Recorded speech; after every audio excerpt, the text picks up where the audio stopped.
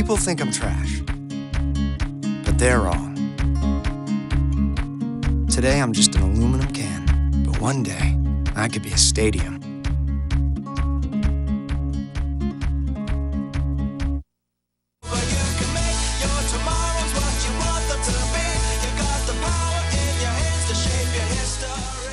Hello, Lakers. I'm flying solo today at the news desk. Kayla's performing in a community theater production. Well, spring break is finally here, and that means prom is right around the corner. Yes, despite the rumors to the contrary, prom is happening this year at Calloway. Have you paid your prom fees? Last Monday, seniors had an informational meeting with Miss Lovelace, the prom advisor. She says until more prom fees start coming in, this year's prom may have a low-budget affair. I support prom, especially for seniors, because here at Callaway it's special because it is a senior prom.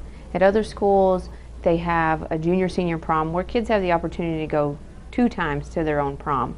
And here, the seniors actually apply to be on prom committee and work for a week to make that happen and to make it look good.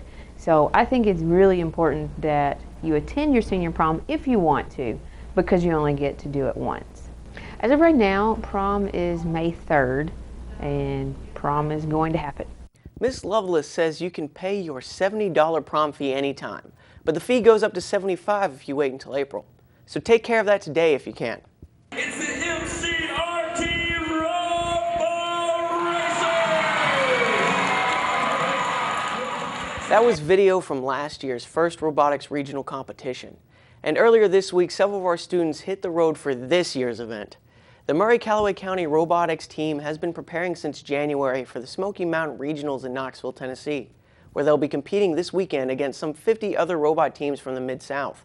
Eric Mikulczyk has produced a documentary that chronicles the team's efforts to create a robot that meets the challenge. And here's a brief excerpt. Meanwhile, sophomore Colton Raines persists in the shop. Because we only have a 6-week period to finish the entire thing, so it's a time crunch. Perhaps that's the problem. Get the point of that. No. With the pneumatics finished, it is time to test the robot. Turn it on? Yeah. He's going to need to hang the front one on. Let go.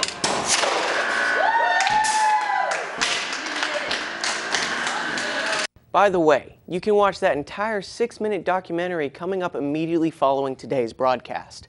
Or you can watch it online anytime on our website. Just go to CallawayLive.com.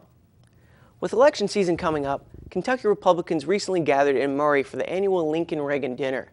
This year's theme was Flip the House. And the featured speaker was 2012 presidential candidate and current Texas Governor Rick Perry. But fighting for freedom is something that is powerfully ingrained in places like Murray, Kentucky. Saturday, March 15th, Republicans from throughout western Kentucky gathered together to hear Texas Governor Rick Perry and other prominent Kentucky politicians. Their main topic? Flipping the Kentucky House. And you need 6 more Republicans in the House of Representatives, and then you will be coming to the promised land. Perry remarked upon what can happen when the Republicans take control of the House. I'm talking about freedom from over-taxation, freedom from over-litigation, freedom from over-regulation. Over 300 Republicans attended the Lincoln-Reagan dinner, which has been held in the western Kentucky area for over 20 years. Other Republicans in attendance were U.S. Representative Ed Whitfield, Kentucky Ag Commissioner James Comer, and U.S. Senator Mitch McConnell, who joked about his Democrat running mate, who states that she will be a new face. But she'll be a new face for the status quo, a new face for no change, a new face to vote for Harry Reid, who says coal makes you sick, a new face to guarantee that the United States Senate stays in Democratic hands. You're looking at the guy who's going to change the Senate with a new majority and take America in a different direction. For LakerTV, I'm Braxton Bogard. Imagine going to a school that doesn't speak your native language. We'll find out what that means for some of our ELL students coming up next on this week's Focal Point. And we'll hear about some of your spring break plans for next week.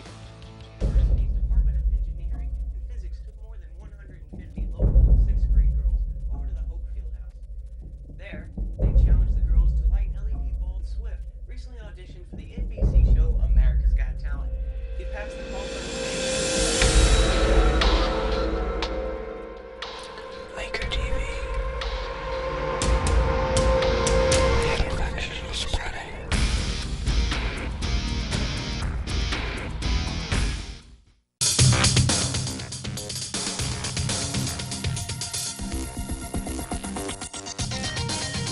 How many students do you know whose second language is English? Callaway gets many students whose first language isn't English. And for them, school can present a few extra challenges. Your host for this week's Focal Point is our very own Alex Espera. Hey Lakers, it's Alex Espera. Before I get started with this week's Focal Point, I would like to share a little bit about myself. First of all, I'm from Panama, and not from Florida, the actual country. The one between North and South America, guys. Anyways, I moved here about 5 years ago, and I was 13. And to tell you the truth, those were the scariest days of my life. The reason why, I didn't know any English at all. I didn't know anyone either, but that all changed as I spent more time here. What I'm trying to say is adapting to a new school can be intimidating for people who don't speak English as their first language. So this week's Focal Point is all about multilingual students and their experiences here at Calloway County High School. They face the same challenges that every student faces. We don't call them multilingual so much as English learners.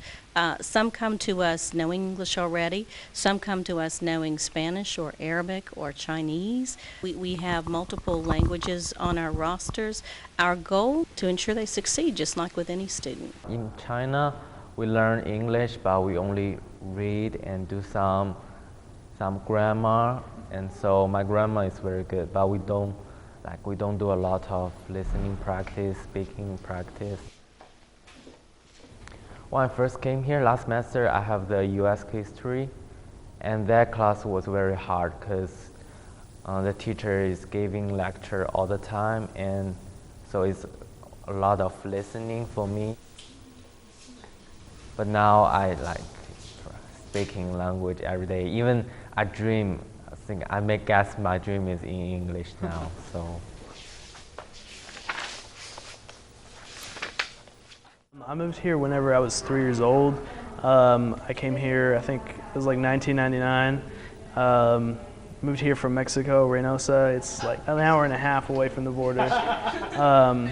And I moved to Ohio, actually. So I started up there in the north. And I moved here to Calloway County when I was in 6th grade. And so I've been living in here for about like 7 years. Maybe hearing things worded differently, or like a phrase like, even something as simple as like, it's raining cats and dogs outside, some people might hear that and be like, well, what is that? Or, be confused by it if they don't understand the expression behind it. But I mean, just like everybody else, I guess I just, picked up on it and kind of understood when to use them, when to not use them. Am I going to get you like this? Just be yourself. At the end of the day, I don't think it's important for you to have to fit in necessarily. Just do what makes you happy. Don't make things harder than they have to be. You can just start a conversation with somebody, and even if you're afraid of being made fun of because you're from a different culture or something like that, I would just say embrace it. And that's honestly the easiest thing, and the best thing to do would be just embrace yourself, and the people that like you will like you. The first time I moved to America was when I was around 9 years old. I moved here with my mom and my brother to Virginia, Charlottesville, Virginia, and I was in 3rd grade. In Hong Kong, most schools are required to learn English, like teach English, so I already knew a little bit of English, but I wasn't very good at like grammar and like making sentences and stuff, so I did have some difficulty communicating. I guess just the more languages you learn, the easier it is to learn new stuff, because after I learned English, I found it easier to study Chinese, and then after I studied Chinese, I found it easier to study Japanese. So, You see, guys, it can be hard for people who don't speak English as their first language. It took me several months to learn conversational English. For other people, it could take much longer or even less time to learn the language, depending on how much effort you put into it. Well, that ends this week's focal point, and it was nice to share some of my experiences and get to see other students' experiences. De vuelta a ti, Mason. Gracias, senor. And also thanks to Jacob Garland for producing this week's focal point. Stick around. In a few moments, Laker TV shows you someone who teaches with passion. Every month, the Laker Review staff works hard to bring you many features, such as news, viewpoint, entertainment, sports, and a center spread. The Laker Review, coming soon to a classroom near you.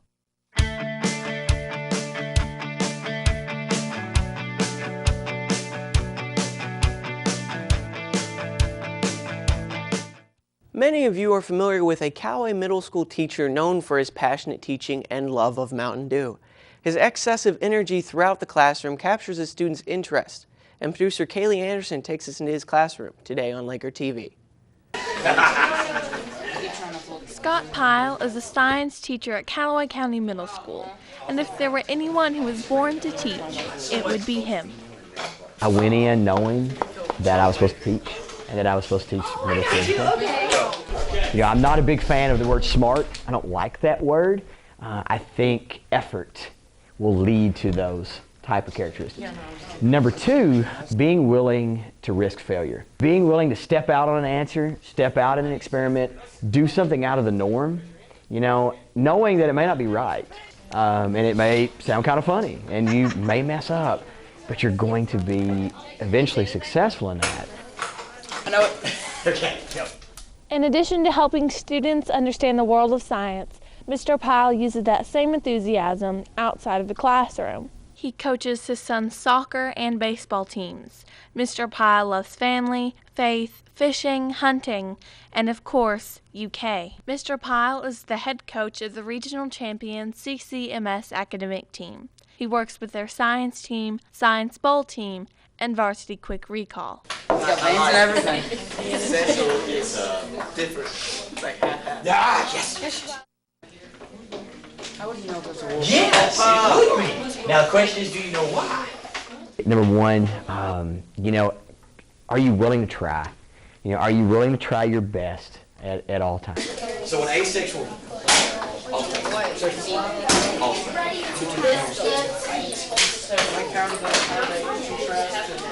There you go. Okay, that's the focus. It's very easy to me. It's you know, of course, I'm pretty deep rooted in my faith, and to me, science is just how God put it together. It's how the universe has been put together. It's how the plants and animals have been put together. So teaching that is in such a way of honoring that ministry. I'm pointing at the beast finger.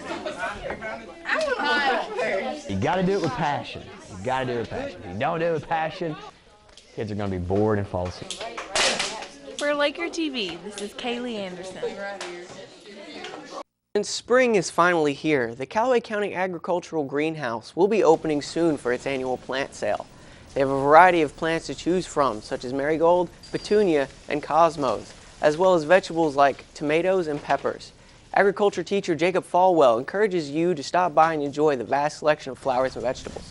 Sales begin Monday, April 7th, and you'll find the greenhouse open from 8:10 a.m. to 2:50 p.m. each day, Monday through Friday.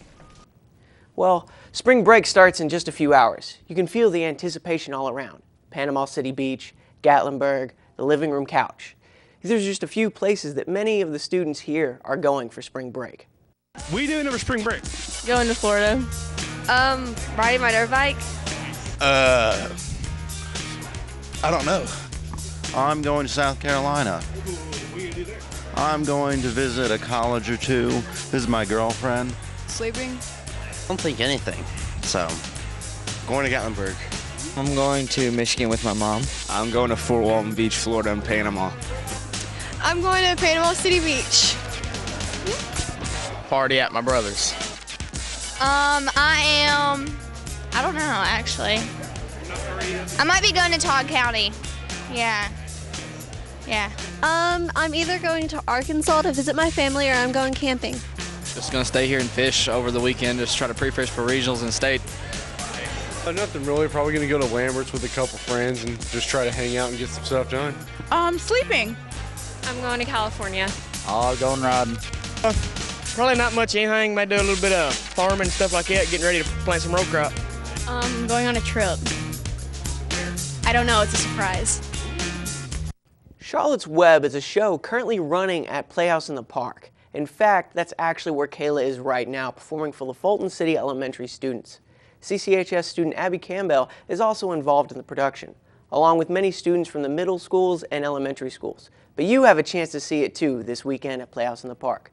Shows are tonight and tomorrow at 7 p.m. and Sunday afternoon at 2:30. Just another hour, Lakers, and spring break is all yours. But don't get crazy out there, and have a good time. See you in a couple weeks, Lakers.